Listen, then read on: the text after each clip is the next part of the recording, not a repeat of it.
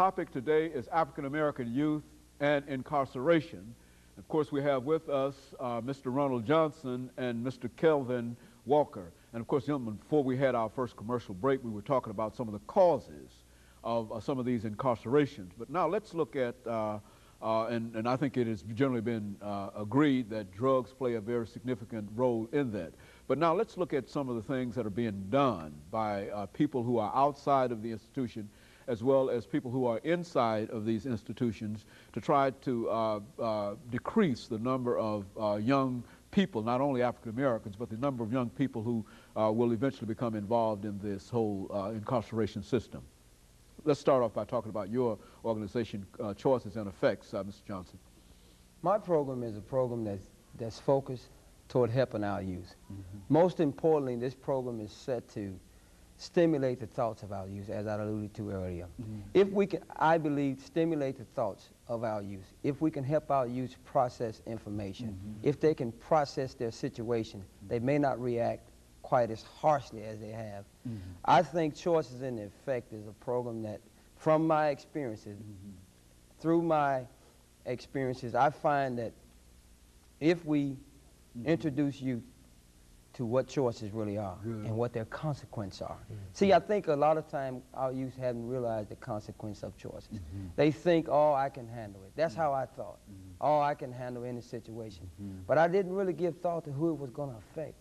It affected my family. It affected my friends. This program would be one that would give youth an opportunity to really think about who they're going to affect, society as a whole, when they make some of the choices that they make. In other words, the choice does not only affect the individual, but it has rippling effects, and it affects other folks. Would you agree with that, Reverend Walker? Absolutely, absolutely.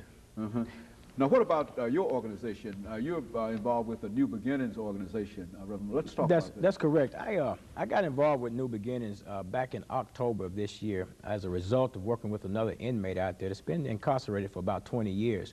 And he set it up where I could come out and speak to the group. I had no idea exactly what New Beginnings was all about or anything like that. But when I got out there and I spoke to the group, and then I found out what these brothers was all about, you know, the mission, the goals, the purposes, and everything, then I became attached to it, because being an ex-convict myself, you know, I looked at that and I saw that there was a need. And you got some individuals out there. And what you need to understand, Dr. Haney, is that the public is not aware of a whole lot of things that happens within the walls of the prison system. There's a message that is sent out to the public that, in a sense, does not speak to all the aspects of prison life. The only thing we hear about prison is the negative things. We follow the individual from the crime scene to the door of the prisons, and then after that, the ball is dropped. Nobody else knows what goes on or anything like that. When I went to prison, I need to say that I needed to be there. I was a criminal. I did what they said I did. I was strung out on drugs, and I hurt and harmed people, and I did all those things that justified my being incarcerated in the system. But you know, there are people that are in the system that, yeah, they're supposed to be there, but while there is a positive side of that individual, and there are brothers in that system that have gone in there, and they have, the light has come on, and they have seen the difference, the error of their way, so to say, and they have begun to develop themselves both spiritually and mentally and intellectually while incarcerated in the system, and now they're in a position right now whereas they want to give back to the community, to society, to keep others from coming into that system, because a lot of people just don't realize and just don't understand or don't know just what goes on in prison. So therefore, the formation of the group New Beginnings organization out there, based upon these brothers, these inmates wanting to share their experience, their strength, and their hope with these younger people, affording them an opportunity to get some information, not to imply or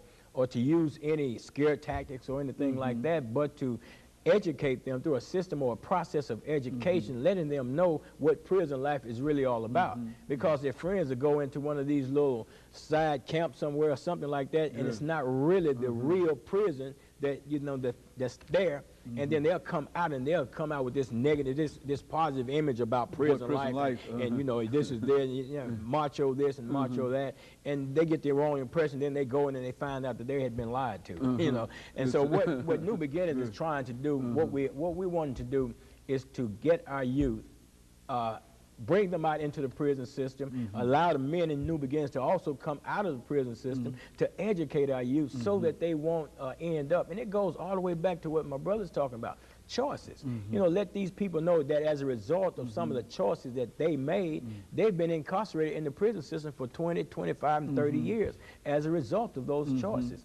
And that's what we're basically wanting to do, is to educate and to show these people and let society know that it's not always negative. Everybody in prison is not low down, dirty, and just need to be there. There are people in prison, as evidenced by this group New Beginnings, that have truly made a change in their lives, and as a result of making those changes, they're willing to give back to the community so that some other young person don't have to come in there and experience what they're experiencing. You know, In a real sense, Mr. Johnson, they are doing what some of these earlier programs, don't follow me or don't follow my example. Is that what we're saying? Exactly. It's sort of like don't follow me, but in another sense, it's still based on your choice. I have to keep alluding to that because everything that we do in life is based on our choice. When we look back into the beginning, the first thing that was given to mankind was a choice, and he chose what he chose.